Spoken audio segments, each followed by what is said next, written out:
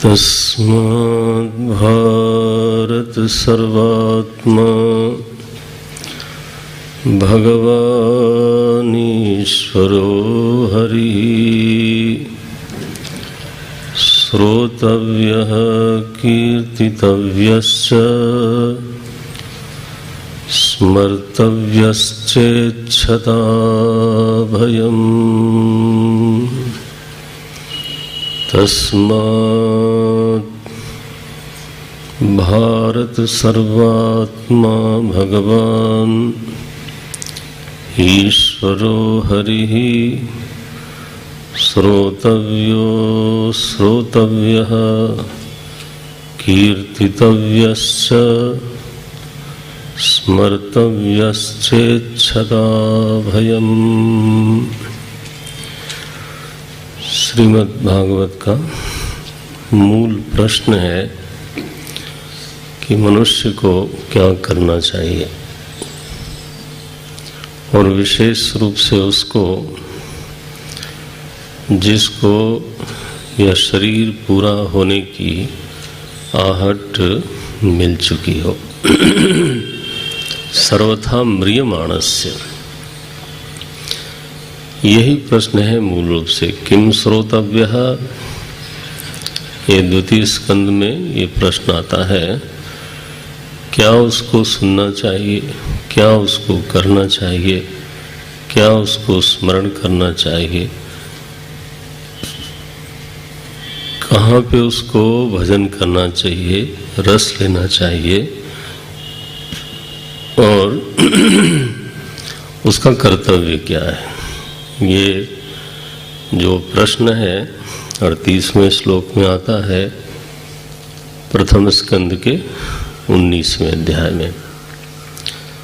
ये दो चीजें जरूर भागवत सुनते समय याद रहनी चाहिए कि यही मूल में भागवत के प्रश्न हैं और उत्तर हैं। प्रश्न है 37वें 38वें श्लोक में प्रथम स्कंद के 19वें अध्याय में। आपके पास ग्रंथ है तो देखें। यत् श्रोतव्यः, हो सकता है तो याद रखना चाहिए, यत् श्रोतव्यम अथो जप्यम यत् कर्तव्यम नृभो प्रभुः स्मर्तव्यम भजनीयम वा ब्रूहि यद वा विपर्ययम्। ये प्रश्न है। ब्रूहि, ये सवाल। उत्तर क्या दिया? द्वितीय स्कंद के प्रथम अध्याय में बहुत ही सीधा उत्तर है। 5वां श्लोक है और 6वां श्लोक है। तो भागवत श्रवण करने के बाद, स्वाध्याय करने के बाद ये दो प्रसंग तो अवश्य ही चित्त में धारण करना चाहिए। क्या बोलते हैं? तस्मात् भारत सर्वात्मा भगवान ईश्वरो हरिः श्रोतव्यः कीर्तितव्यश्च स्मर्तव्यश्च इच्छता अभयम्। भगवान ही श्रवण के योग्य हैं, उन्हीं की कीर्ति हमारे चेष्टाओं से और हमारी वाणी से प्रकट होवे, और हमारा जो मानस व्यापार है, हमारे मन में प्रभु का स्वरूप जगमग जगमग करता रहे। प्रभु के द्वारा जो स्थापित चरित्र है वो हमारी बुद्धि में, हमारे मन में बना रहे, और उनकी लीलाओं से, उनके आनंद स्वरूप से हमारा चित्त सदा भींगा रहे, रसस्निग्ध होवे, मुग्ध भाव में बना रहे। बस ये स्थिति है। मानस व्यापार भगवत चिंतन से पूर्ण हो, वाणी व्यापार भगवान को लेकर के चले,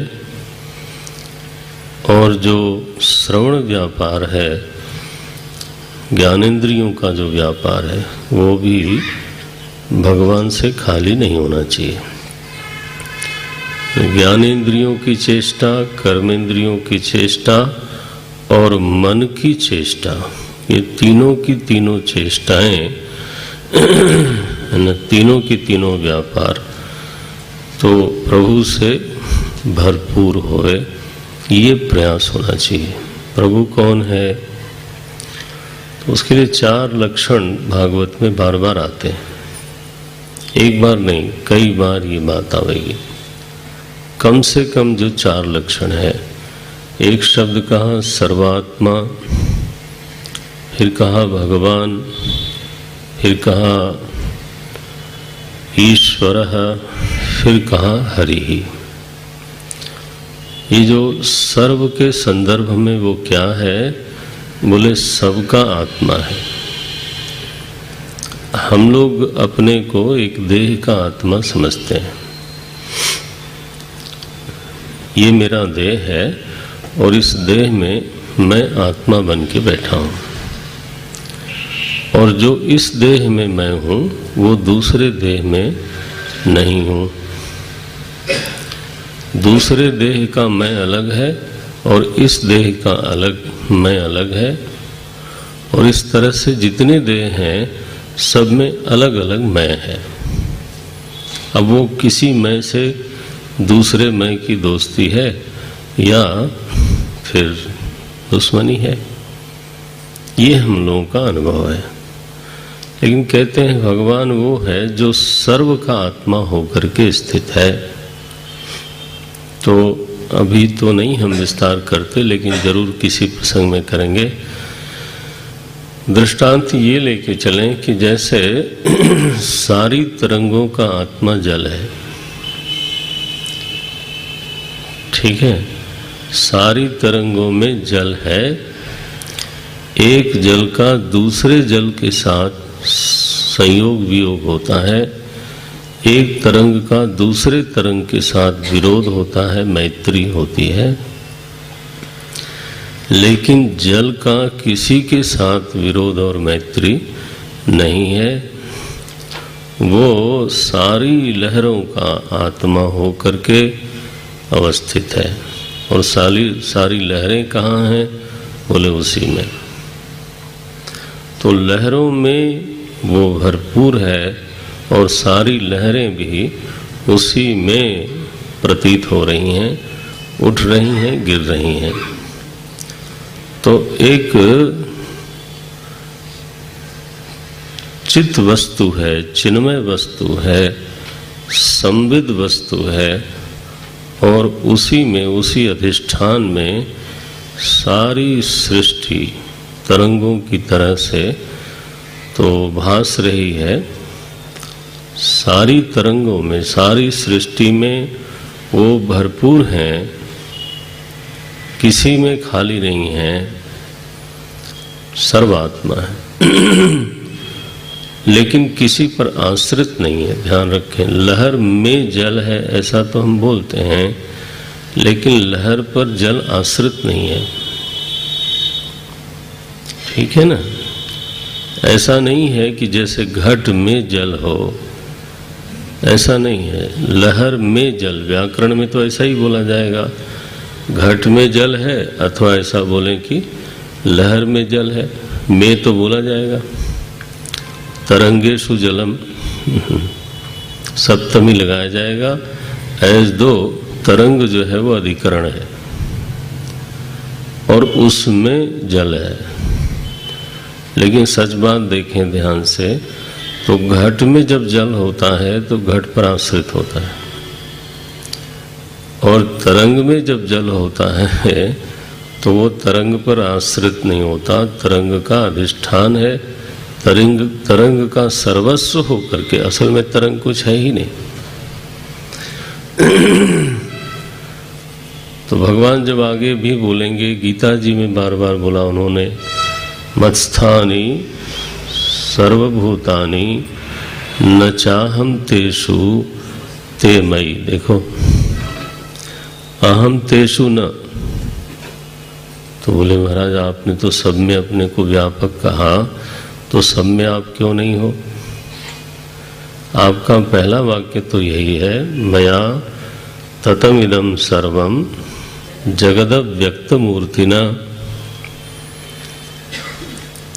मेरे द्वारा सब का सब व्याप्त है, तो आप सब में भरपूर हो और फिर आप अपना ही खंडन करोगे, मैं उनमें नहीं हूँ, तो ये कैसे चलेगा? बोले नहीं, उन पर आश्रित नहीं हूँ। ध्यान देना इस पर, ये गीता की जो अभ्यास है।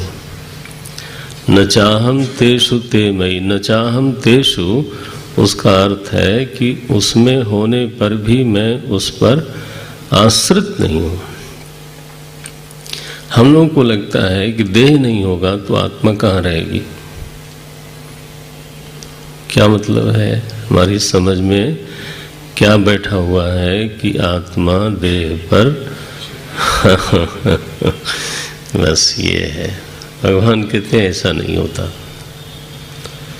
हम लोगों को क्या लगता है कि अंतःकरण नहीं होगा तो आत्मा रहेगी कहाँ। चित्त नहीं होगा तो चिति तत्व कहाँ होगा।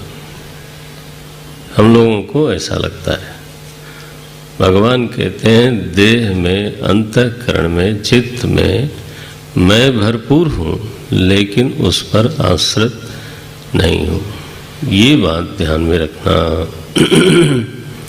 तो देह में तो आकाश भी है, नहीं है? आखिर सांस आती जाती है तो अवकाश होगा तभी तो आवेगी जाएगी। तो देह में तो आकाश भी है, लेकिन आकाश देह पर आश्रित तो नहीं हो सकता। सूक्ष्म वस्तु स्थूल के ऊपर आश्रित नहीं होती, ठीक है? घट में जल है ये ठीक है, आप कह लो। घट में आकाश भी तो होता है। खाली घट हो, चलो समझने के लिए, खाली घट हो तो खाली घट में आकाश है, तो आप क्या बोलोगे कि घट पर आकाश आश्रित है? ये गलत बात है। घट ही आकाश में है, यही सच्चाई है। जब भगवान बोलेंगे, आगे भी बोलेंगे, और ये बार बार आएगा ये प्रसंग कि मैं उसमें नहीं हूँ, वो मुझ में है। तो ये बात तो ठीक ही है। जल कह सकता है कि तरंगों में मैं आश्रित नहीं हूँ, लेकिन तरंगे मुझ पर आश्रित है। ये आश्रित शब्द जरा अध्याहार कर लें, जोड़ लें। ये है स्थिति। तो सर्व में होकर के सबकी आत्मा बन करके सबको धारण किए हुए हैं, तो उनका एक नाम पड़ा सर्वात्मा। इसका मतलब परमात्मा एक तरंग का नाम नहीं है। वो है तो सर्व में है, वो उसको एक व्यक्ति की तरह समझना,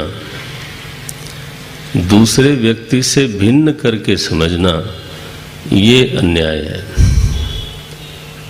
भगवान ने इसकी निंदा करी है गीता में।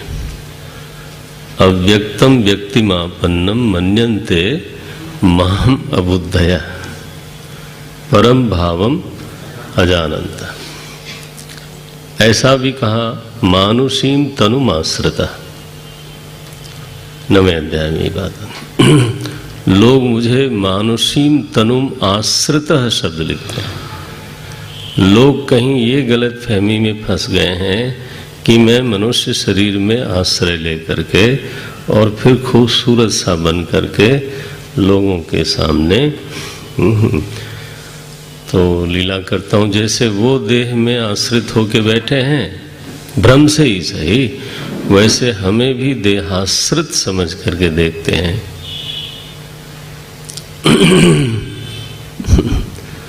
भगवान नाराज होते हैं इस पर। गीता में 2 जगह ये वाक्य आया कि ऐसा समझना गलत है। हाँ, मानुषी शरीर में मैं भरपूर हूँ, लेकिन आश्रित नहीं हूँ। कृपा कर लो। तो तुम हो गए आश्रित, तुम देहात्मा हो। लेकिन मुझे मत बनाओ सर्वात्मा। सर्वात्मा है, फिर भगवान है। भगवान का अर्थ है सर्वे भगाः यस्यास्ति यस्य सन्ति। 6 ऐश्वर्य बताए जाते हैं, मैं तो नामोच्चारण मात्र करूंगा यहाँ पे। ऐश्वर्यस्य, ये विष्णु पुराण में भग शब्द की व्याख्या है। ऐश्वर्यस्य समग्रस्य धर्मस्य यशसः श्रियः, ये 5 हुए। ऐश्वर्यस्य समग्रस्य 4 हुए। ऐश्वर्यस्य समग्रस्य धर्मस्य यशसः श्रियः वैराग्यस्याथ मोक्षस्य षण्णाम भग इति रीतः। ऐश्वर्य माने होता है शासन करने का सामर्थ्य। ईश्वरस्य भावः इति ऐश्वर्य, हुकूमत। तो जो भी, जिसको भी किंचित भी सत्ता मिली है वो मेरे पास से मिली है। स्रोत मैं हूं। सारा का सारा समग्र ऐश्वर्य है ना मेरे पास। ही द हाई कमान। अब आप जानते हैं कोई कोई पार्टी ऐसी है कि किसी को कुछ मिलता है तो एक ही सोर्स है। तो यहाँ तो सारी सृष्टि में चींटी से लेके ब्रह्मा तक अगर किसी में कुछ भी हुकूमत आती है तो वहीं से आती है। समग्र ऐश्वर्य को धारण करने वाला जो है उसको, और नित्य धारण करने वाला है। जीव की स्थिति ऐसी है कि कभी हुकूमत रहती है, कभी कभी नहीं रहती। सत्ता आई चली गई, लेकिन नित्य जिसके पास रहती है वहीं से सबके पास आती है। रावण के पास भी आती है। हनुमान जी ने क्या बोला था? जाके बल लवले सते जितेव चराचर झारी। अरे रावण, तुम्हें गलतफहमी हो गई है कि ये बल मेरा है। तेरा होता तो हमेशा तेरे पास होता। ये तो आई है, पहले तुम्हारे पास नहीं थी, तुम भी जानते हो। तो पहले जब नहीं थी तो जहां से आई उसको क्यों भूलते हो, और जहां जावेगी उसको क्यों भूलते हो? ये देखो, इसको बोलते हैं भगवान। ऐश्वर्य पूरा उसी के पास है। फिर कहा धर्म उसी के पास है, यश उसी के पास है, और लक्ष्मी सारी की सारी उसी के पास है। 4 चीज हुई, ऐश्वर्य, धर्म, लक्ष्मी और यश। और 5वीं है संपूर्ण वैराग्य। अगर किसी में है तो उसी में है, और अगर नित्य मोक्ष किसी में है तो उसी में है। ये 6 चीजें। देखें आप, आदमी में हुकूमत कब आती है? जब तो वो बिल्कुल बलवान हो तभी हुकूमत कर सकता है, शासन कर सकता है। बल हो और संपत्ति न हो, धन न हो तो शासन अधूरा। तो धन हो तब ईश्वरता सिद्ध होती है, माने शासन सिद्ध होता है। तो 2 चीजें तो शासन के लिए जरूरी दिखाई देती हैं ना। हो दोनों चीजों से काम हो जाएगा। रावण में दोनों था, लेकिन शासन बाहर तो सिद्ध हो जाएगा, हृदय पर जो शासन होता है वो धर्म से होता है। जब जो हमारे ऊपर शासन करता है, जब वो सदाचारी हो, जब वो ऐसा हो कि मेरे मन में आदर उत्पन्न करे, तो फिर मैं उसके शासन में रहने में आनंद अनुभव करता हूं। दुराचारी के शासन में रहने में मजबूरी है। लेकिन अगर धर्मनिष्ठ कोई होवे, सदाचारी होवे और फिर शासन करे तो दिलों पर राज करता है। हमारे श्री हनुमान जी महाराज गद्दी पर तो नहीं बैठे, लेकिन उनको वानराणाम धीशम बोलते हैं। तो शासन की पूर्णता तब आती है जब आचार निष्ठा भी होवे, इसको धर्म बोलते हैं। केवल बल से और केवल धन से शासन नहीं होता, आचार निष्ठा भी चाहिए। ये यश जो है ना, वो शासन का विस्तार करता है। लोग कहते हैं ना कि अच्छा ऐसा है, उस शहर में जाना आप और उस व्यक्ति से मिलना, मेरा नाम लेना। माने मैं भले वहाँ नहीं हूँ, लेकिन मेरा यश वहाँ पहुँचा हुआ है। आदमी कितना फैलेगा? यश तो इतना विस्तृत हो सकता है, दिग्दिगंत में जा सकता है। नाम से काम चलता है। जो यशस्वी है उसके शासन में विस्तार है, और भगवान का तो नाम हर जगह चलता है। माने वो कई बार जो है ऐसा बोलते हैं, राम ते अधिक राम कर दासा। कैसे बोलते हैं? मोरे मत दुह नाम बड़े थे। ये चौपाई मेरे मत में तो नाम दोनों, निर्गुण सगुण दोनों से बड़े हैं। दोनों को उसने अपने बूते में बस में करके रखा है। जो नाम का प्रताप है, तुम्हें याद हो न याद हो। तो ये नाम की महिमा है, हर जगह चल जाती है। अजामिल ने तो नाम ही लिया था, चल गया। ठीक है ना? तो लोक में, साधारण दुनिया में भी नाम से शासन का विस्तार होता है। अच्छा, यश कैसे मिलता है? यश का एक ही हेतु बताया गया है, वो है दान। माने जो हमारे पास है उसको मैं समाज के लिए शेयर करूं। हमारे पास समय है तो समय, धन है तो धन, विचार है तो विचार, ज्ञान। अनलेस और until I share, I contribute, यश नहीं हो सकता। भगवान शंकराचार्य ने शब्द लिखा, यशो में गतम दिक्षु दान प्रतापात। दान प्रतापात दिक्षु यशो में गतम। ये देखो, मर्म को छू देते हैं लोग। बहुत लंबी लंबी बात तो नहीं करते हैं, लेकिन उंगली वहीं रख देते हैं, बटन के ऊपर। जब तक जो हमारे पास है, जब तक हम शेयर न करें, समाज में यश नहीं हो सकता। ठीक है ना? तो भगवान तो उदार हैं, सर्वदेय हैं।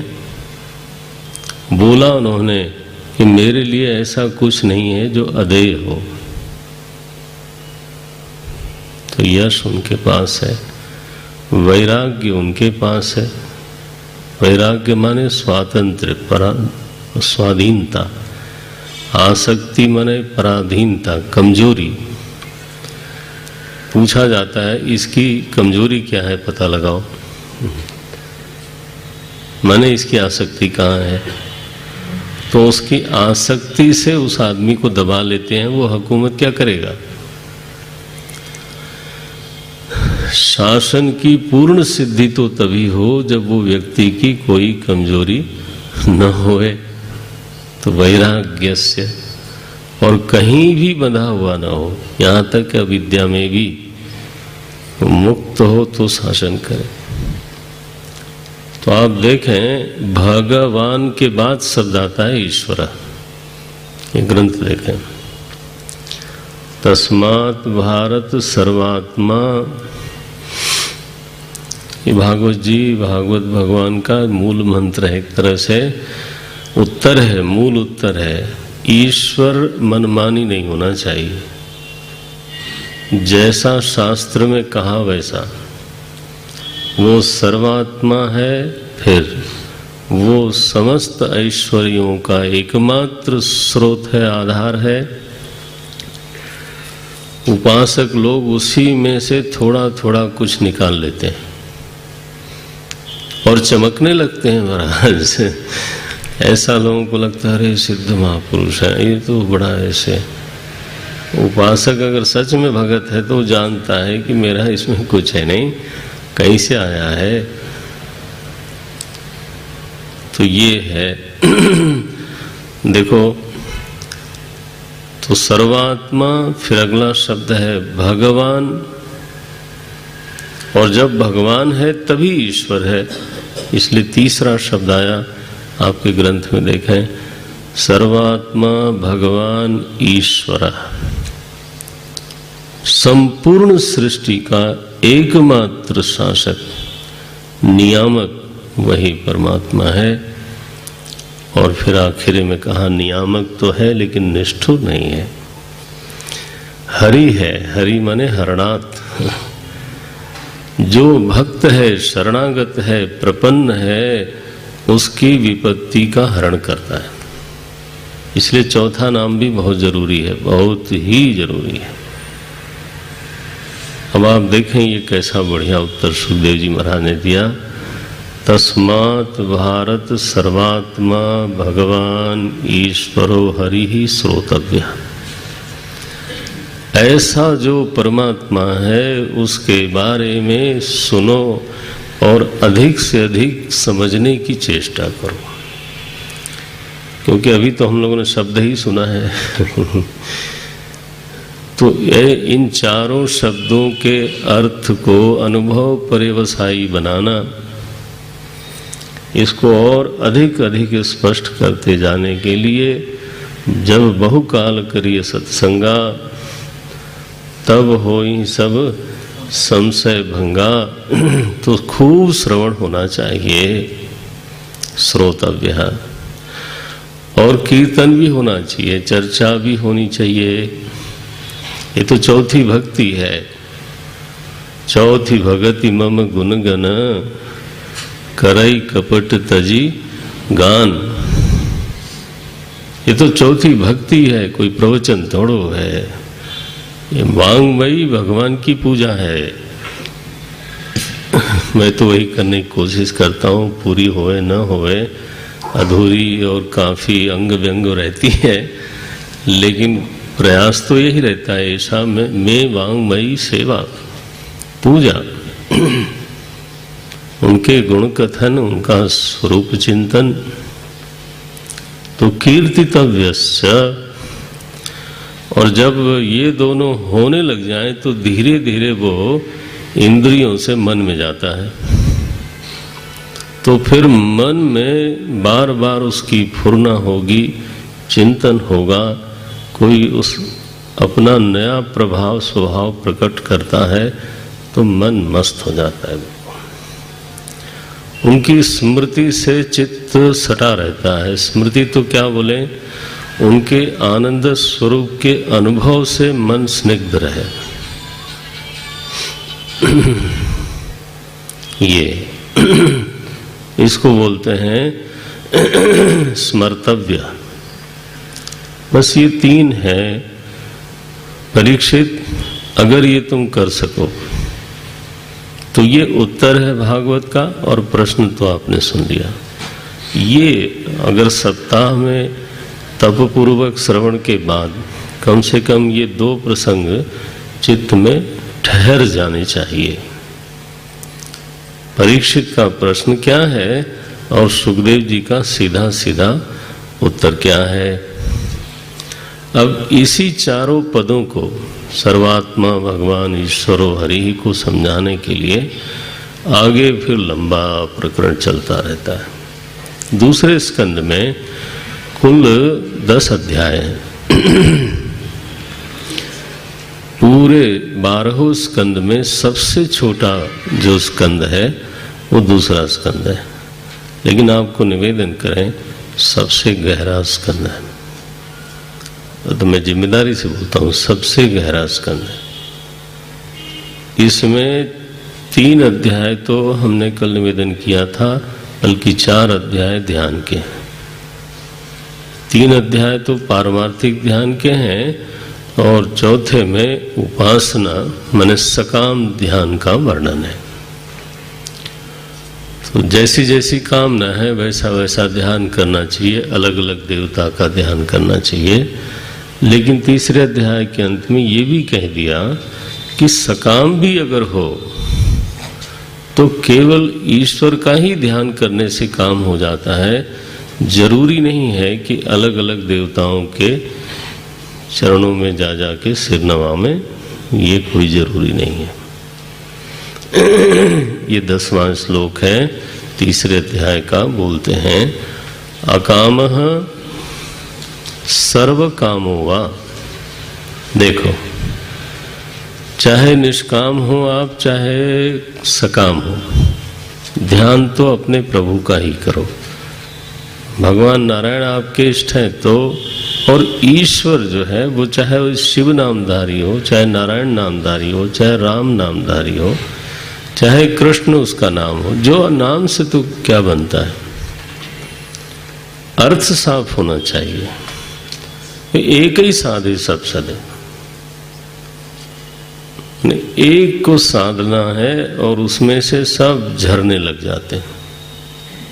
अकामो सर्व कामो वा मोक्ष कामो उदारधी ही तीव्रेण भक्ति योगेन यजेत पुरुषम परम।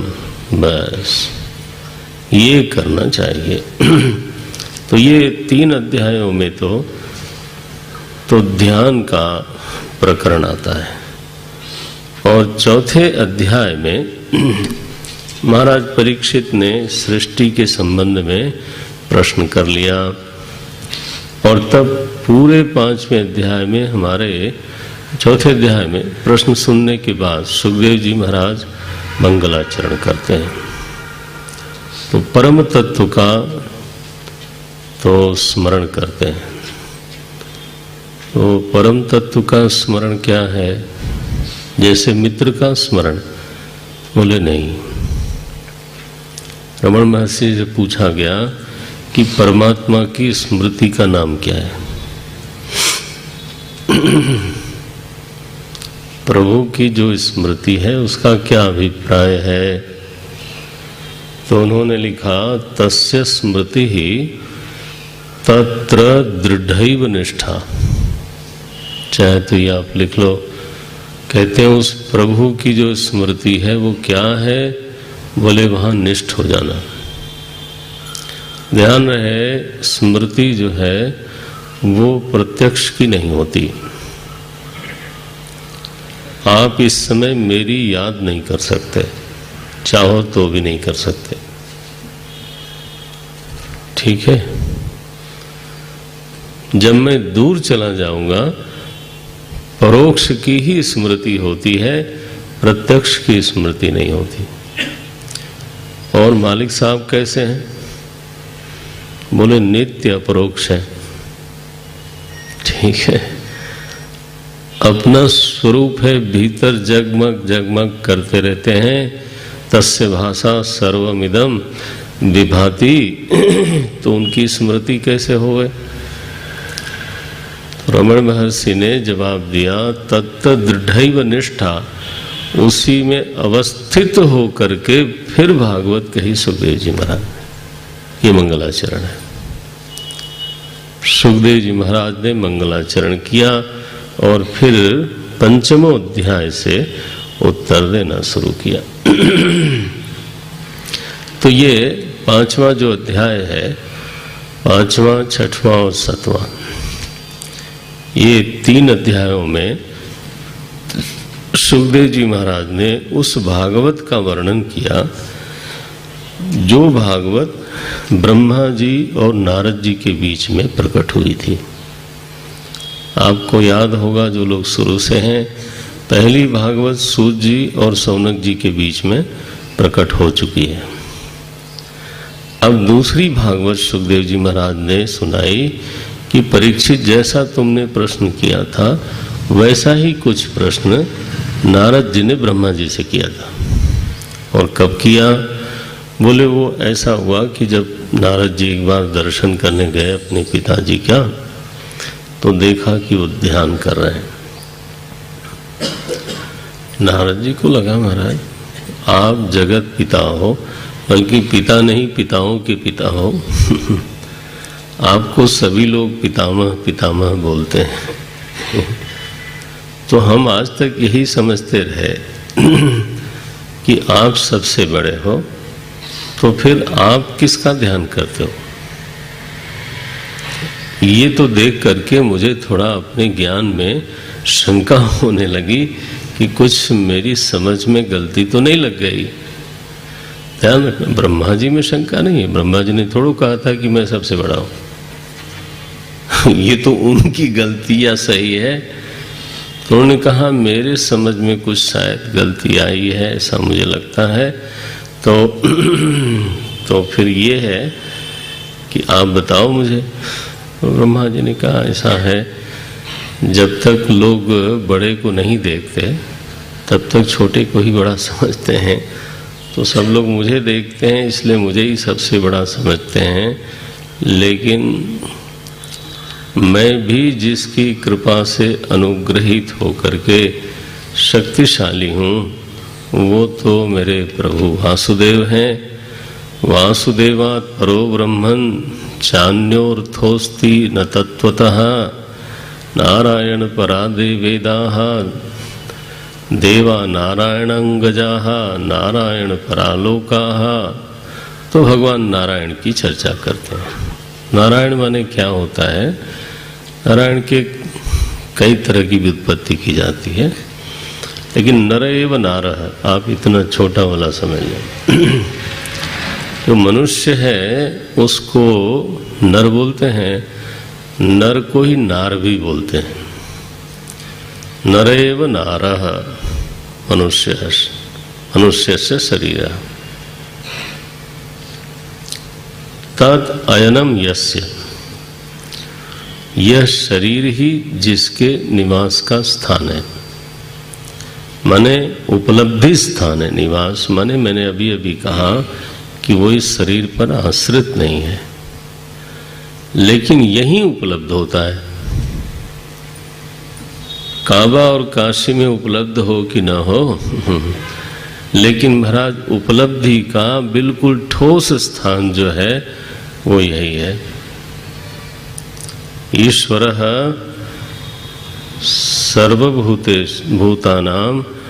हृद्देशे अर्जुन तिष्ठति तिष्ठति न कुत्रापि गच्छति। ये उसका पक्का पता है, पोस्टल एड्रेस है। ईश्वरः सर्वभूतानां हृद्देशे अर्जुन तिष्ठति भ्रामयन् सर्वभूतानि यंत्रारूढ़ानि मायया। देखो, तो नर एव नारः तत् अयनम यस्य, जिस प्रभु का अयन, अयन माने घर, जिस प्रभु का घर आपका शरीर बना हुआ है, यहीं खोजो तो ये प्राप्त होता है। इसलिए उसका नाम पड़ गया नारायण। अपने घर के नाम से जाना जाता है नारायणम। और नर का अर्थ एक होता है जल, नार माने जल। तो जल में जब सृष्टि हुई तो बहुत दिनों तक जल प्रधान पंच महाभूतों में प्रभु समाया रहा, शयन करता रहा, इसलिए भी उसको नारायण कहते हैं। वो हम फिर कभी देखेंगे। लेकिन अभी तो आप अपने तरफ देखो। भगवान शंकराचार्य ने ब्रह्म सूत्र के ऊपर जब भाष्य लिखा तो उसका नाम क्या लिखा? शारीरक भाष्य। देखो, शंकर भाष्य ने लिखा शारीरक भाष्य, माने शरीरस्य भवे इति शारीरः। जो शरीर में है उसका नाम पड़ा, उस ब्रह्म का नाम पड़ा शारीर। तस्योपरि भाष्य है, उसके ऊपर मैं बात करने जा रहा हूं। कैसा नाम दिया देखो, शारीरक भाष्य। वल्लभाचार्य जी ने कहा अणु भाष्य, रामानुजाचार्य जी ने कहा श्री भाष्य, स्वामी रामानंदाचार्य जी ने कहा आनंद भाष्य, लेकिन भगवान शंकराचार्य ने कहा शारीरक भाष्य। तो ये नारायण शब्द ऐसा बना देखो। तो बोले ये नारायण कहाँ क्या बन के भीतर बैठा है? बोले द्रष्टु। ये 17वें श्लोक में आता है 5वें के, तस्यापि द्रष्टु। और दृष्टा को ही फिर ईश्वर कहा, तस्यापि द्रष्टु ईशस्य कूटस्थस्याखिलात्मनः। ये जो भीतर दृक् तत्व है, दृष्टा तत्व है, जो बुद्धि को भी प्रकाशित करता है अथवा जिससे बुद्धि भी प्रकाशित होती है, वो प्रभु हैं सबसे बड़े। वही माया को स्वीकार करते हैं, वो त्रिगुणात्मिका है। अब वो जो त्रिगुणात्मिका माया है, प्रलय काल में साम्यावस्था में रहती है, तीनों गुण साम्यावस्था में रहते हैं। काल के प्रभाव से जब सभी जीवों के कर्म पक जाते हैं तो उनकी जो साम्यावस्था है त्रिगुण की, वो क्षुब्ध होती है, बिगड़ जाती है। तो माया जो त्रिगुणात्मिका शांत पड़ी थी, विक्षोभ हुआ उसमें, तो एक परिणमन प्रक्रिया चली। परिणमन प्रक्रिया का अर्थ है प्रोसेस ऑफ मॉडिफिकेशन। बस इतना एक शब्द को रिप्लेस करके ध्यान में रख लें। तो संस्कृत में शब्द है परिणमन प्रक्रिया, परिणमन परिणमन परिणमन। तो त्रिगुण का परिणाम हुआ और पहला परिणाम का नाम पड़ा महत्तत्व। नाम है, अभी तो मैं उल्लेख ही करूंगा। कम से कम 4 बार भागवत में सृष्टि का प्रकरण आता है। मैं एक बार थोड़ा सा ठीक से इस पर ठीक से लेकिन संक्षेप से चर्चा करके तो चारों बार के लिए एक ही बार कर पाऊंगा। तो देखो, महत तत्व आया पहला परिणाम। महत तत्व के बाद दूसरा जब परिणाम वो फिर से परिणमित हो गया, मॉडिफाई हुआ, तो एक चीज निकली, उसको नाम दिया गया अहंकार। भागवत में अहंकार 3 प्रकार के बताए, वेदांतों में ये विस्तार नहीं, सांख्य दर्शन में भी ये विस्तार नहीं, लेकिन श्रीमद् भागवत में अहंकार 3 प्रकार का बताया गया। महत तत्व से अहंकार बना और वो अहंकार 3 प्रकार का है। वैकारिक, ये शब्द आता है, वैकारिक, तेजसः, तामसः, ये 24वां श्लोक है। वैकारिकस् तेजसश्च तामसश्च इति यद्भिदा। अहंकार के ही 3 रूप हैं समष्टि अहंकार के मूल में। अच्छा, इन तीनों में क्या होता है? बोले मुख्य रूप से 3 शक्तियां हैं। वैकारिक अहंकार में ज्ञान शक्ति है, तेजस अहंकार में क्रिया शक्ति है और तामस अहंकार में द्रव्य शक्ति है। ये बड़ा सुंदर है। ये सांख्य दर्शन की विवेचना से थोड़ा और साफ हो जाता है, खुल जाता है।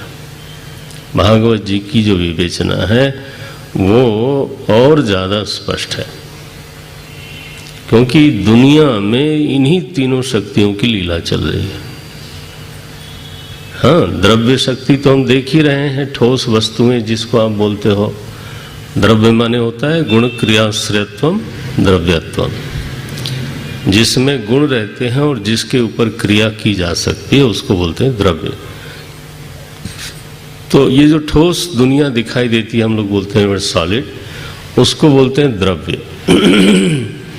तो द्रव्य शक्ति तो हमको आपको दिख ही रही है, लेकिन इस द्रव्य में जो हमारे अनुकूल परिणाम आता है, घर बन गया, मिट्टी से ईंट बनाई, मिट्टी से सीमेंट बनाया, मिट्टी में से ही लकड़ी निकली, लोहा निकला, ये सब हमने बनाया और फिर उस सब को मिला के घर बनाया। अब देखो, जो द्रव्य है वो स्वयं घर के रूप में तो खड़ा नहीं होगा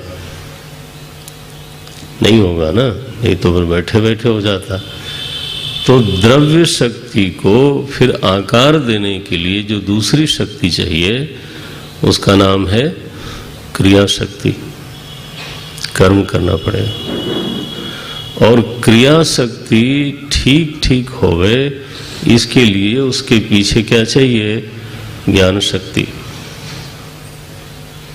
तो आप देखो सारी दुनिया में बस इन्हीं तीनों शक्तियों की लीला चल रही है। द्रव्य शक्ति ही, उसके पीछे क्रिया शक्ति, उसके पीछे ज्ञान शक्ति। यही स्थिति है।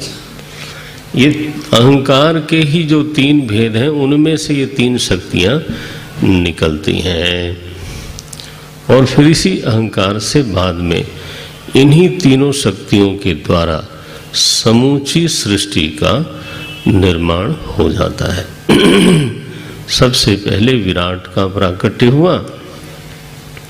विराट माने होता है समष्टि प्रपंच, प्रपंच समष्टि, अनंत कोटि ब्रह्मांड, सबका प्राकट्य हुआ।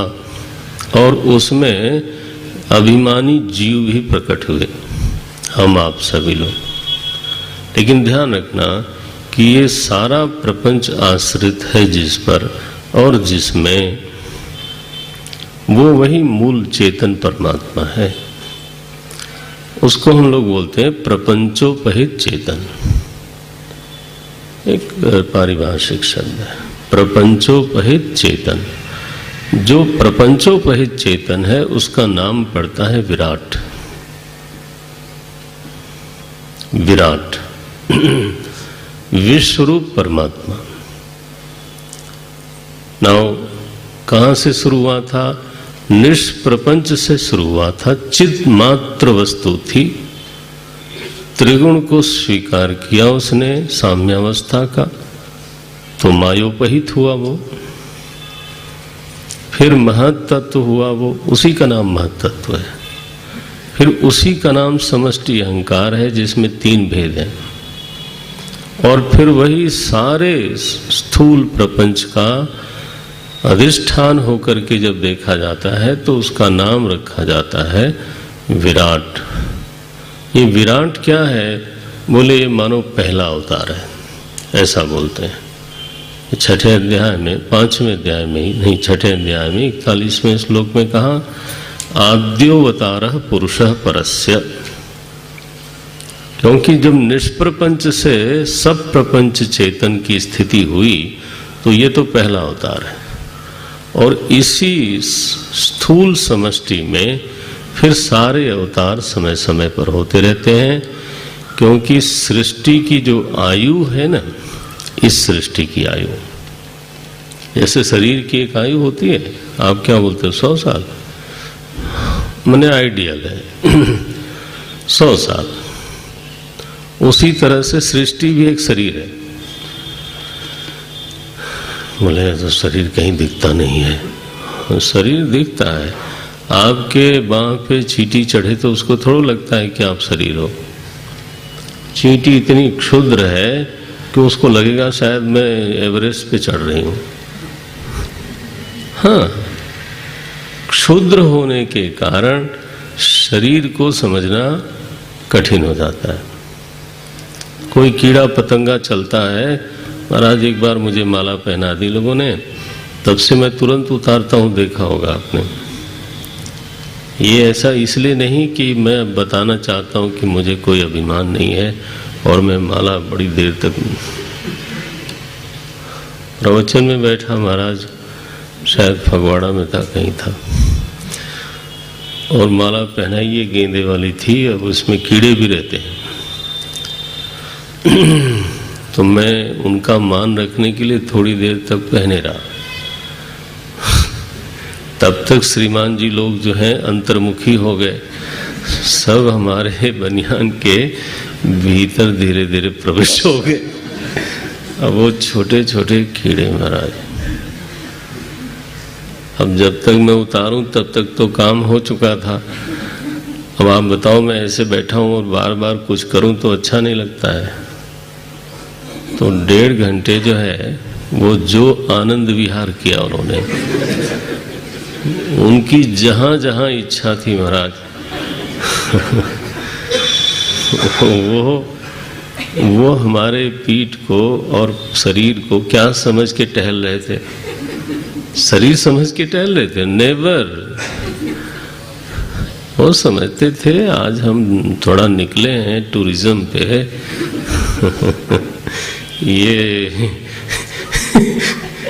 ये हिमालय की तराइयां हैं, यही सब लग रहा होगा उनको। स्विट्जरलैंड में घूम के आया, कई लोग भूटान घूम के आते हैं, तो हमारा शरीर उनको भूटान लग रहा था। तब से मुझे समझ में आया कि महात्मा लोग क्यों फट से उतारते हैं। मैं सोचता था भाई इतने भाव से किसी ने पहनाया, और जब देखो पहनाते ही उतार देते हैं ना। मैं तो पहने रहूँगा, और पहने रहूँगा में मेरी हालत हो गई पक्की। ये है महाराज। तब याद आया परीक्षित वाली कथा कि उसको जो महाभारत वाला परीक्षित था, उसको इसी माला में से निकल के काटा था उसने। हमारे अध्यात्मानंद स्वामी जी हैं गुजरात में, तो मैंने उनको माला पहनाई, तो बोले तुम मुझे हार पहनाते हो? हार माने समझते हो? वैसे तो हार ही बोलते हैं, लेकिन बोले तुम मुझे हार पहनाते हो, मैं भी तुमको हार पहनाऊंगा। तो विनोद में रखा हुआ था पहले से, तो उन्होंने बोले दोनों हम हारे हुए हैं अब।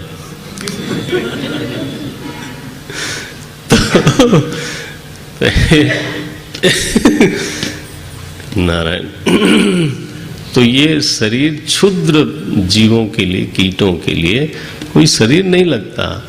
वैसे ही ये विराट जो है ना प्रपंच, ये चूंकि हम लोग उस तुलना में कीट ही हैं बिल्कुल, तो हमारी दृष्टि में वो शरीर नहीं लगता है, वो शरीर।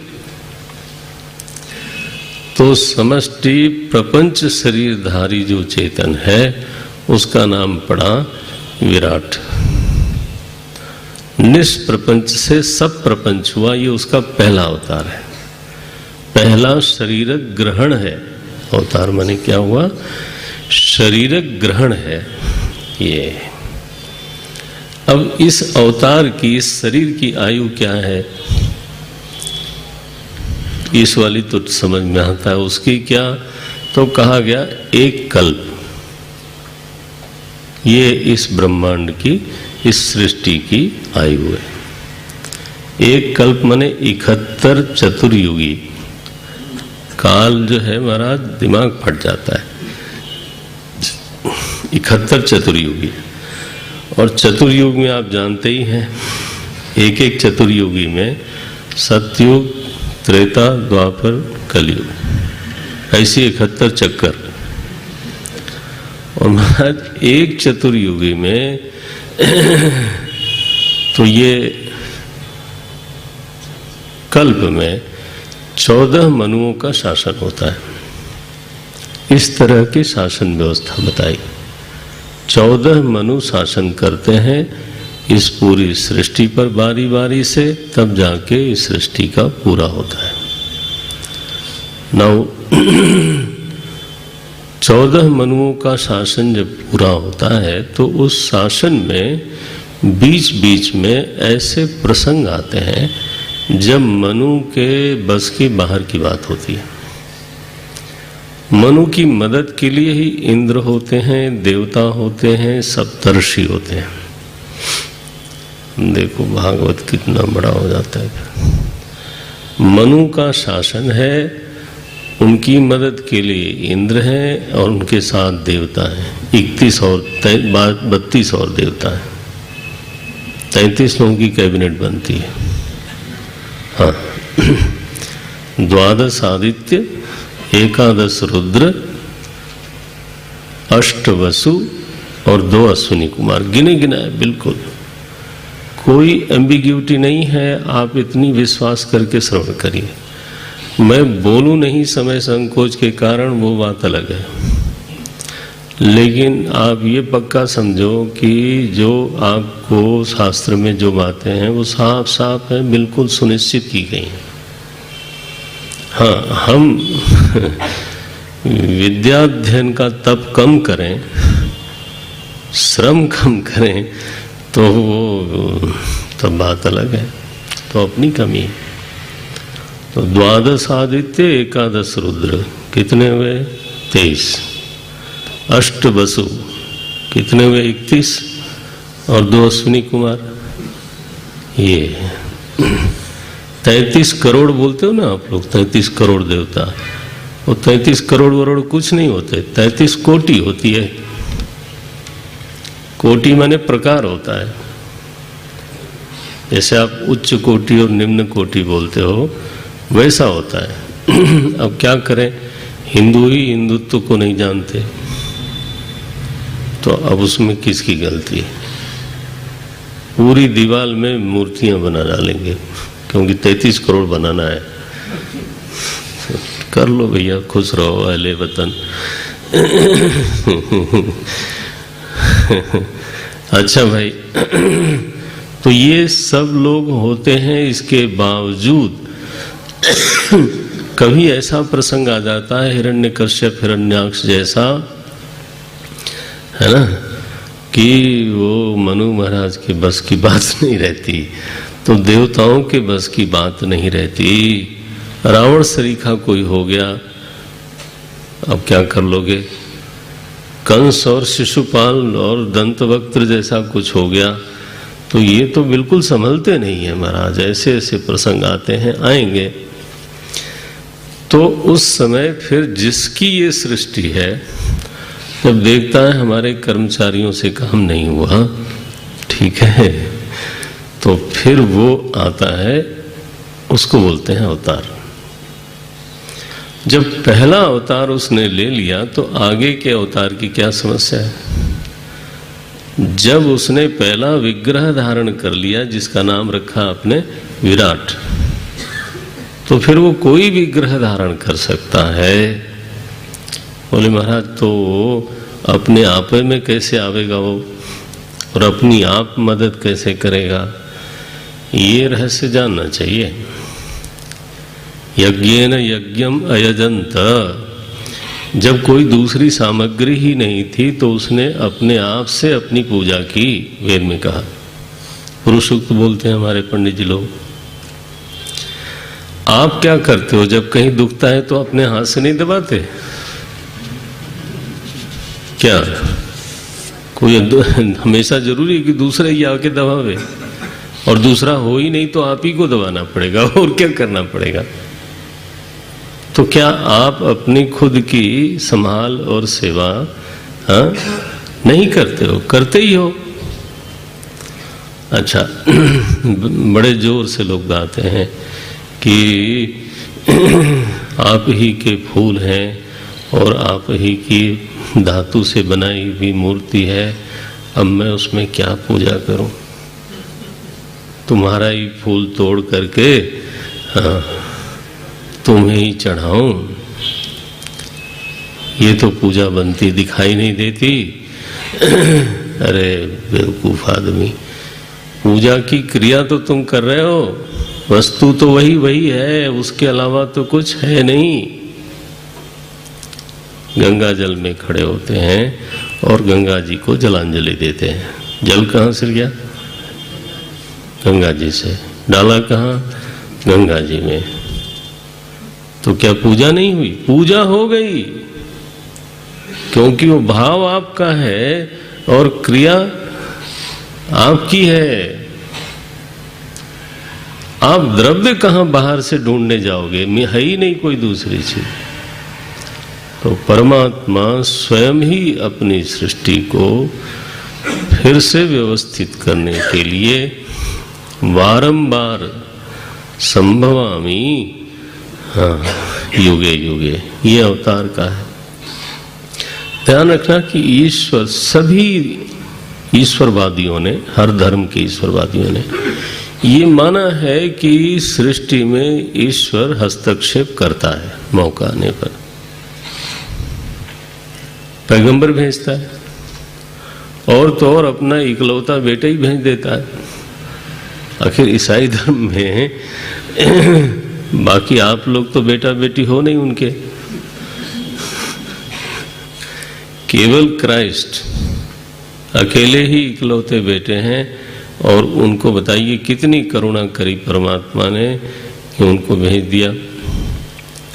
क्या मतलब है? हस्तक्षेप तो किया। इस्लाम में पैगंबर साहब को भेजा, और वो भी एक नहीं कई पैगंबर भेजे। अब ये होता है कि हमारे यहाँ पैगंबर तो भेजते रहते हैं, ऋषि हैं, देवता हैं, लेकिन जब बस की नहीं रहती तो फिर खुद भी आते हैं। अब देखो कथा ऐसी है अवतारवाद पे एक महात्मा ने जैसा हल्के ढंग से एक बात कही, बोले हस्तक्षेप तो सभी लोग करते हैं, ये बात तो देखने में आती है, कोई भी धर्म हो, सबने ये डायरेक्टली इनडायरेक्टली माना कि ईश्वर को सृष्टि संभालने के लिए कुछ करना पड़ता है बीच बीच में।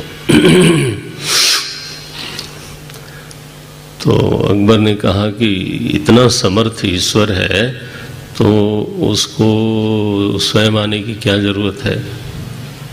बीरबल ने कहा महाराज ठीक है, अब प्रयाग में जमुना जी बहुत गहरी है और करीब 1 किलोमीटर चौड़ी है, करीब 80 फीट गहरी है। आई टेल यू, बड़ा आनंद आता है देख करके। तो वहाँ पे बीरबल ने आयोजन किया, एक दिन रात्रि में नौका विहार, चांदनी रात थी, और किला वहीं बगल में है, तो लोग उतर गए और उसने शहजादा सलीम का एक पुतला बनवा लिया था और ले करके आया, बैठी हुई थी। पूरी योजना बना रखी थी उसने। जब थोड़ा अंदर चले गए बीच धार में, तो धीरे से सलीम शहजादा साहब सरक गए जमुना में, गिरे महाराज।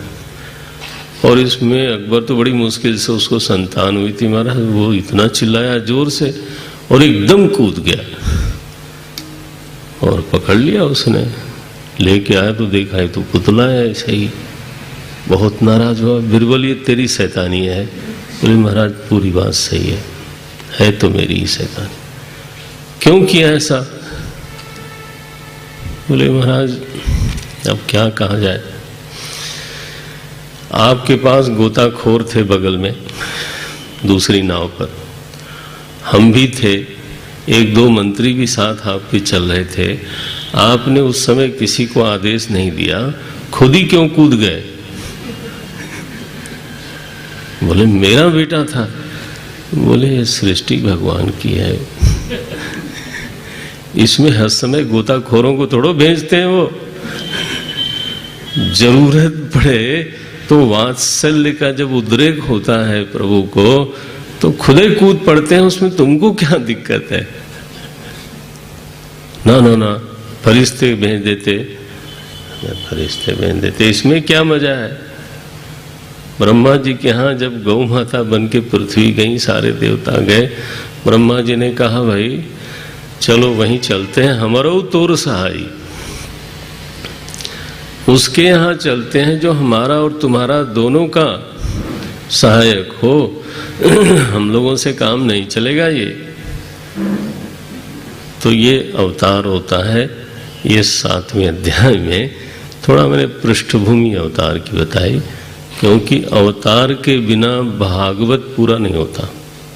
सब प्रपंच ब्रह्म की व्याख्या नहीं होती बिना अवतार के। प्रपंच सप्रपंच होना ही पहला अवतार है, और फिर तो उसमें अवतार होते ही रहते हैं।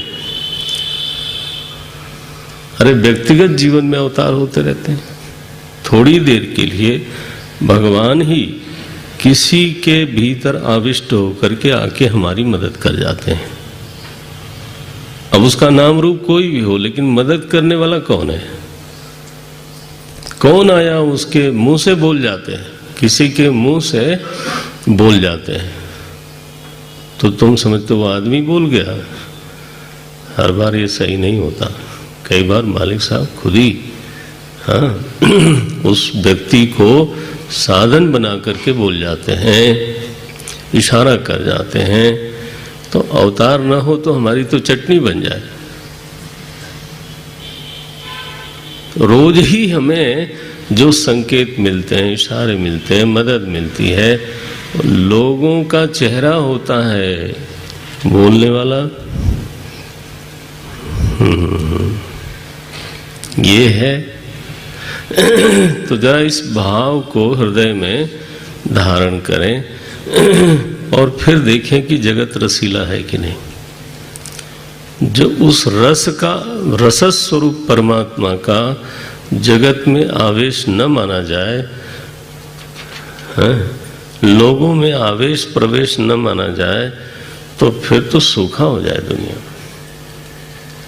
भगत तो तृप्त रहता है कि आसपास सभी में, कहीं से भी मालिक साहब मेरे लिए कोई बात कह सकते हैं, पेड़ों से कह सकते हैं, नदियों से कह सकते हैं। इसलिए तो यहां सभी को देवता बोलते जाते हैं जब मौका आता है तो। नारायण। श्रीमान जी, तो ये अवतार का 7वें अध्याय में प्रकरण आया। इसमें भी 24, पहले भी एक अवतार का प्रकरण आया है। पहली भागवत जो सूत जी ने कही थी, मैंने बोला था उसमें 24 अवतार है। यहाँ अब सुखदेव जी महाराज ने जब अवतार का प्रकरण लिया 7वें अध्याय में, तो फिर से 22 अवतारों का नाम है, 24 गिने जाते हैं। पहला ही अवतार वराह का है। मैं एक बार पूरा बोलूँगा, अभी रहने देते हैं। तो वराह का अवतार है, हरि का अवतार है, कपिल भगवान का अवतार है, दत्तात्रेय का है, सनकादि ऋषि भी अवतार ही माने जाते हैं, नारायण और नर का अवतार है, पृथु का अवतार है, हयग्रीव का अवतार है, ऋषभदेव का अवतार है, मत्स्य अवतार है, कच्छप अवतार है। इस तरह से यहाँ 22 अवतारों का प्रकरण आता है 7वें अध्याय में। और आखिरी में बोलते हैं, इदं भागवतम नाम। देखो, अब यही भागवत है। निष्प्रपंच से लेकर सप्रपंच, प्रपंच सहित चैतन्य, और उस सप्रपंच में पूरे कल्प में प्रसंगानुसार जो अवतार हैं, अवतार की लीलाएं, चरित्र, प्रसंग, वो सबको मिला करके भगवत है इति भागवत। पहले दिन भी उत्पत्ति बोली थी मैंने। तो 51वां श्लोक देखेंगे आप कि ये दूसरी भागवत प्रकट हुई। इदं भागवतं नाम यन्मे भगवतोदितं संग्रहोऽयं विभूतीनां त्वं एतद्विपुलीकुरु। हे नारद, मैंने तुमको भागवत सुनाई। तो आप समझ लेना कि भागवत में किसी एक अवतार का ही वर्णन होना, इसको भागवत नहीं बोलते हैं। भागवत का जो पूरा आकार है वो निष्प्रपंच से सप्रपंच, और सप्रपंच में भिन्न भिन्न अवतार चरित्र। अवतार किस प्रसंग से हुआ, तो भक्तों का भी चरित्र, उस प्रकरण का भी चरित्र, वो सारा मिला करके, माने निष्प्रपंच सब प्रपंच का जो संपूर्ण इतिहास है, उसको बोलते हैं श्रीमद् भागवत। ये है। अब आप सोचें कि भागवत जी का विषय कितना बड़ा है। हम एक छोटा सा विषय लेते हैं ग्रह तारों का, तो एक विद्या बनती है, उसका नाम है ज्योतिष। पृथ्वी को विषय लेके चिंतन करते हैं तो भूगोल बनते हैं। शरीर को लेकर के चिंतन करते हैं तो चिकित्सा शास्त्र, ठीक है। मन को लेके चलते हैं तो मनोविज्ञान। एक छोटा छोटा छोटा छोटा विषय लेकर के जब विचार करते हैं, अन्वेषण करते हैं, तो एक एक विद्या बन जाती है। जरा भागवत देखो, आप समझते हो ना, इसलिए भागवत की इतनी महिमा है। हम जाने न जाने लेकिन महिमा तो अपनी जगह पर है। ऐसा ऐसा इसकी विषय वस्तु है जिसमें कुछ भी शेष नहीं रहता। सब प्रपंच में सारा ही आ जाता है, उसके ऊपर जाता है निष्प्रपंच चेतन दृष्टु, जो दृक् तत्व है, चिद वस्तु है, वो उसके ऊपर जाता है। नाउ ब्रह्मा जी ने कहा 3 अध्याय में मैंने सुना दिया तुमको नारद, तो ये भागवत का संग्रह है। संग्रहो यम विभूति नाम, ये तो संग्रह मैंने बताया, संक्षेप बताया। त्वम एतद विपुली कुरु, तुम तो इसका विस्तार करो। नारद को आदेश कर दिया कि विषय वस्तु हमने बता दी, तुम इसका विस्तार करो, लेकिन विस्तार करते समय उच्छृंखल मत होना।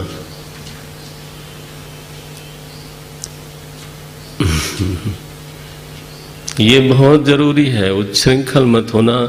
विस्तार का एक उद्देश्य होना चाहिए। जब तुम भागवत करने बैठो तो तुम्हारे हृदय में एक संकल्प होना चाहिए, वही संकल्प तुम्हारा नियामक बन के खड़ा रहे। क्या संकल्प होना चाहिए? यथा हरौ, अगला श्लोक है, यथा हरौ भगवती नृणाम भक्तिर्भविष्यति सर्वात्मन्यखिलाधारे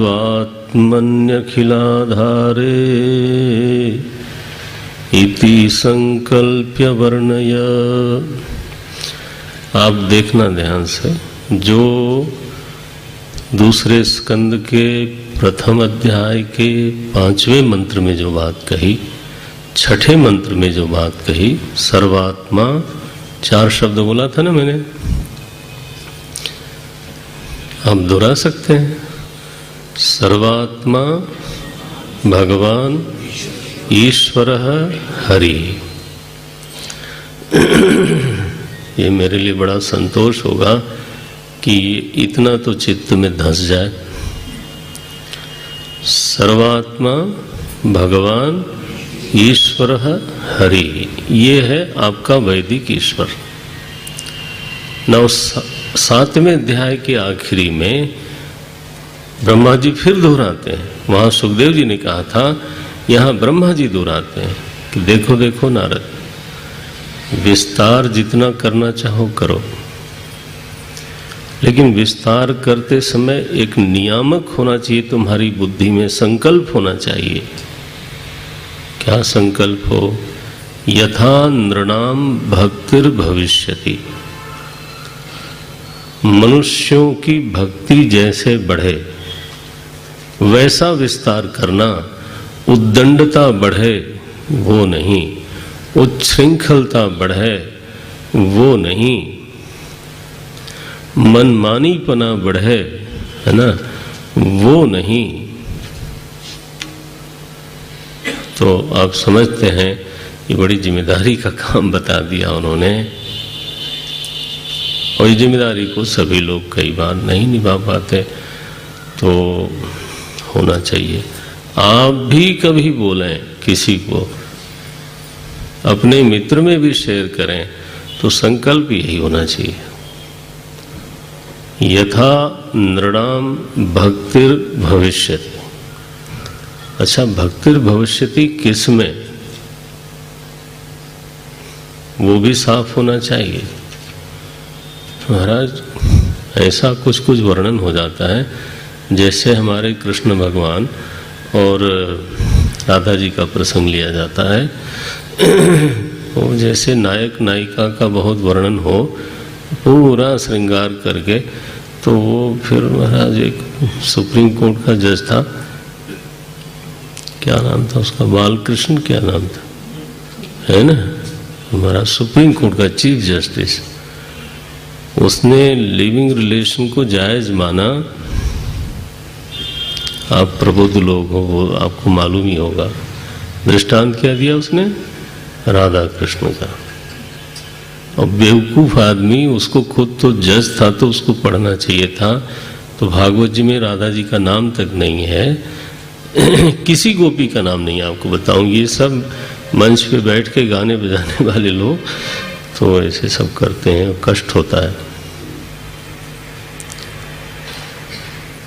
तो लेकिन उसने तो पढ़ना चाहिए था। अब यही किसी दूसरे धर्म पर बोलता तो महाराज हल्ला मच जाना था। लेकिन ये उस आदमी ने ये दृष्टांत दिया, कष्ट हुआ। लोगों ने कुछ केस वेस भी करी, लेकिन अब उसे क्या। ये होता है, हम लोग मनमाना वाला काम जो है जब करने लग जाते हैं। एक दिन मैं अमृतसर में बैठा था एक सरदार जी के यहाँ, तो मैंने आस्था चैनल लगा दिया, तो लोग कुछ गा बजा रहे थे, लोग नाच रहे थे। आजकल ढोलक बजते ही नाचने लग जाते हैं। तो हमारे आसपास सारे सरदार ही थे। मैंने कहा ये हिंदुओं को क्या हो गया स्वामी जी, जब देखो तब नाचने लगते हैं। तो मुझे बड़ा झटका लगा। मैंने कहा देखो बोला, आखिर दूसरे लोग भी तो देखते हैं, हमको तो अच्छा नहीं लगता, ठीक है, लेकिन दूसरे तो हंसी उड़ाते हैं। अब देखो आप जैसा समझो, मैं अब ज्यादा नहीं बोलता इस पर, लेकिन ऐसे ही कुछ विद्रूप जो हमारा कहते हैं हिंदू धर्म का विद्रूप चेहरा हो जाता है प्रकट, क्या करें। ऐसा समृद्ध आपका दर्शन शास्त्र है, ऐसे समृद्ध हमारे ग्रंथ हैं, दुनिया की मनीषा आपके चरणों में बैठने को राजी हो जाए। इतना चिंतन मनन आपके ग्रंथों में रखा हुआ है, और हमारे ऊपर ये टिप्पणी कोई करे खुश रहो अहले वतन, तो भोंडापन ये कोई जरूरी है। भगवान मना करते हैं, ब्रह्मा जी बोले देखो सर्वात्मनि भक्तिर्भविष्यति, वही चारों शब्द लेके आते हैं जो सुखदेव जी ने पहले कहा था। कितनी एक रसता है प्रतिपादन में, एक वाक्यता है। देखो हरऊ, ये शब्द देखना 52वें श्लोक में, हरऊ भगवती सर्वात्मनि अखिलाधारे, आया ना चारों शब्द। यथा हरऊ भगवती, ये 2 शब्द हो गए। यथा हरऊ भगवती नृणाम भक्तिर्भविष्यति सर्वात्मनि, वहां सर्वात्मा था, यहां सप्तमी लगा के सर्वात्मनि अखिलाधारे इति संकल्प्य वर्णय। ईश्वर में भक्ति बढ़े ऐसा कह के छोड़ा नहीं, ऐसे ईश्वर में भक्ति बढ़े। कैसे भी ईश्वर में न न न ईदृशम ईश्वरम, ये है जो शास्त्र में प्रतिपादित प्रभु का स्वरूप है। उस ईश्वर में लोगों की भक्ति बढ़े, रुझान बढ़े, ज्ञान बढ़े, समझ बढ़े। ऐसा संकल्प करके हे नारद त्वम एतद विपुलीकुरु, तुम इसका विस्तार करो, मैंने तो तुम्हें संक्षेप में बताया। तो 7वें अध्याय में भागवत जी एक बार फिर प्रकट हो गई, 5वां, 6ठा और 7वां, 3 अध्यायों। सूत जी ने 2 अध्यायों में पूरी करी थी, यहां 3 अध्याय में पूरी हुई, और अब एक और भागवत आवेगी। निवेदन किया कि दूसरा अध्याय देखने में सबसे छोटा, लेकिन 2 भागवत इसमें प्रकट हुई। तब ये प्रश्न आया, परीक्षित जी महाराज ने जब ये भागवत शब्द सुना और सृष्टि का थोड़ा प्रकरण सुना, तो एकदम उनका चित्त बुभुत्सित हो गया। माने सुमति क्षुधा बाढ़े नित नई। उनको लगा महाराज इसका और विस्तार करो, ठीक से विस्तार, क्योंकि अब श्री कृष्ण के अलावा तो कुछ है नहीं। निष्प्रपंच भी वही और सब प्रपंच भी वही। सर्वरूप में वो प्रकट होता रहता है। ऐसा तो मुझे कुछ कुछ समझ में आया आपके कहने से।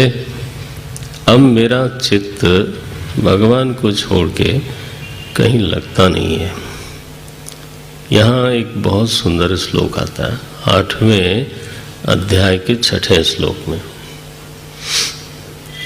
ये एक तरह से जांच का एक यंत्र है कि मेरा अंतःकरण कितना निर्मल है, निर्मल है भी कि नहीं है, निर्मल हो रहा है कि नहीं हो रहा है। हाँ, ये एक यंत्र है, थर्मामीटर है। क्या बोलते हैं, धौतात्मा पुरुष कृष्ण पादमूलम न मुंचति मुक्त सर्व परिक्लेशः पांथः स्वशरणं यथा। एक आदमी भटक गया हो और पंथ में रहते रहते यहाँ से वहाँ, वहाँ से वहाँ, वहाँ से वहाँ, ये प्रोग्राम बना हुआ है और यात्रा करते करते करते करते बस थका गया पूरी तरह से। और चाहे कितनी भी लग्जूरियस मोड ऑफ ट्रैवलिंग हो, लेकिन ट्रैवलिंग तो ट्रैवलिंग है महाराज, मुझसे पूछ लो। हाँ, हम लोग तो बस जैसे तीर पर आगे आगे बढ़ाते जाते हैं। 2-2, 3-3 महीने जो है बस एक जगह से दूसरे। और जब कहीं मुख्य स्थान पे जाते भी हैं तो वो भी 7 दिन के लिए, वो भी एक यात्रा ही होता है बस। तो पांथ हमारा नाम अगर रखना हो तो क्या नाम रखा जाएगा, पांथ, पंथ में रहने वाला। अब जब कभी आप लोग भी तीर्थ यात्रा या कुछ चलते हो जाते हो तो पहले तो बड़े उत्साह से जाते हो, लेकिन जब घर वापस आते हो थक आके और दरवाजा खोलते हो तो फिर क्या लगता है, होम, स्वीट होम। अरे चलो यार, हो गया, घर आ गए। और आए और अपने सोफे पे बैठे, अपने बिस्तरे पे लेटे, इनफॉर्मल होके। ठीक है। स्वशरणम, शरणम शब्द का अर्थ संस्कृत में प्राय लोग आश्रय लेते हैं, वो सही है, लेकिन शरणम माने घर होता है। आप जरा ध्यान में ले लेना इसको। शरणम माने घर, स्वशरणम माने अपना घर। ये ग्रंथ में स्वशरणम लिखा है। जब आप अपने घर जब पांथः, ये जो पथ में घूमते घूमते घूमते इधर उधर से इधर उधर करा करके जब अपने घर में आता है, धर्मशाला में नहीं, ना ना ना ना ना, इवन 5 स्टार में नहीं, बोले चाहे जैसा भी हो, लेकिन अपना घर तो फिर हाँ, अपना ही घर है, ऐसा बोलते हैं लोग। तो स्वशरणम यथा पांथ, अच्छा, मुक्त सर्व परिक्लेश, यात्रा के सारे जो परिक्लेश हैं, हम हर जगह जाते हैं तो कुछ न कुछ नया ही रहता है। तकिए नया हो, आजकल ऐसी फूली फूली तकियां बिकती हैं बाजार में, सिर रखो तो वो संभालती नहीं, पूरे नए समाज का प्रतिबिंब है। जैसे समाज में लोग बड़े हा के मिलते हैं और लगता है कि मौके आने पे खड़े रहेंगे, और जैसे मौका आता है हट जाते हैं, वैसे वो तकिया भी हट जाती है महाराज। जैसे ही सिर रखो, सिर नीचे जाता है, वो दोनों तरफ कान की तरफ, बोले मैं नहीं संभालूंगी।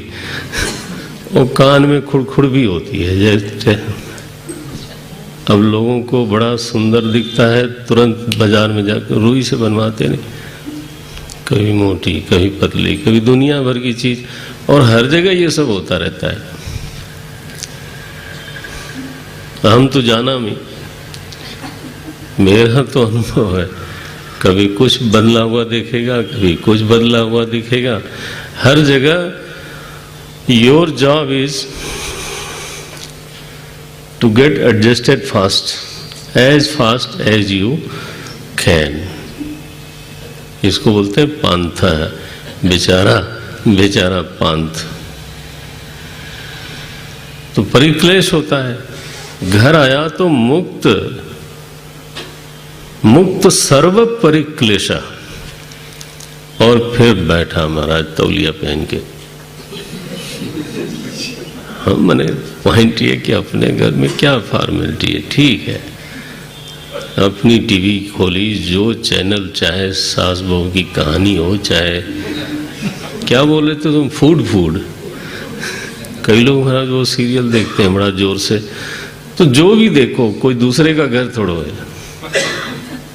तो उस समय कोई आके बोले कि कहीं का प्रोग्राम बनाते हैं, तो आप डंडा ही मारोगे उसको। आई टेल यू, बेवकूफ, अभी तो मैं आया हूं इतने दिनों बाद, तो तुम फिर से मुझे बोलते हो। इसी तरह से जिसका चित्त धुला हुआ हो, एकदम धुला धुला चित्त हो,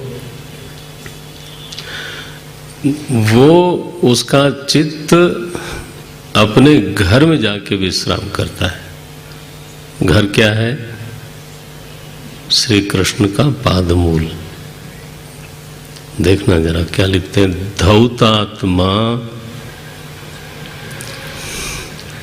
जिसका चित्त धुला है, साफ सुथरा है, उसका एक पक्का लक्षण यह है कि वो चित्त अपने घर में रहता है। और चित्त का घर है चिति तत्व श्री कृष्ण। कैसी बात कहते हैं भागवत जी। चित्त का असली घर है चिति तत्व, उसमें जाकर के रहता है। पादमूलम न मुंचति। कोई कहे चित्त को कि बाहर निकल चलो, वहां घूमो, वहां करो, कहता है फालतू बात मत करो, मैं अपने घर में आराम से सुख स्वरूप होकर के बैठा हूं। Why are you disturb? उस व्यक्ति के चित्त को कोई विषय भटका नहीं सकता। ये महाराज परीक्षित ने कहा। ये 8, 2, 8, 6 ये याद रख सकें तो याद रखिएगा। ये बहुत ही प्यारा मंत्र है, मुझे तो कम से कम बहुत ही प्यारा लगता है। धौतात्मा पुरुषः कृष्ण पादमूलं न मुंचति मुक्त सर्व परिक्लेशः पान्थः स्वशरणं यथा न मुंचति तथा एव धौतात्मा पादमूलम न मुंचति। ये है चित्त का चिति तत्व में नित्य निरंतर रमण। अब उन्हीं की बात करो प्रभु, मेरा मन इधर उधर जाने को राजी नहीं है। जब ऐसा उन्होंने किया प्रश्न, और बोलने के लिए प्रश्न इतने सारे किए, निमित्त बने ना कथा का, तो महाराज करीब 30-35 सवाल कर डाले। महाराज परीक्षित हैं, सुखदेव जी को धड़ाधड़। सुखदेव जी ने कहा, महाराज परीक्षित, आपके सारे प्रश्नों का उत्तर तो अब देना है। इसमें मैं पहला जो प्रसंग सुनाता हूँ वो भगवान नारायण और ब्रह्मा जी के बीच में जो भागवत हुई थी वो मैं सुनाता हूँ, और उसके जरिए सारे प्रश्नों का उत्तर दूंगा, लेकिन ब्रेक के बाद। यही कहते हैं ना टीवी में, एक व्यावसायिक अंतराल के बाद। तो नारायण आप लोग थोड़ा हिल डुल लो और फिर हम उपस्थित होते हैं और आगे की कथा चलती है। ओम तत्सत।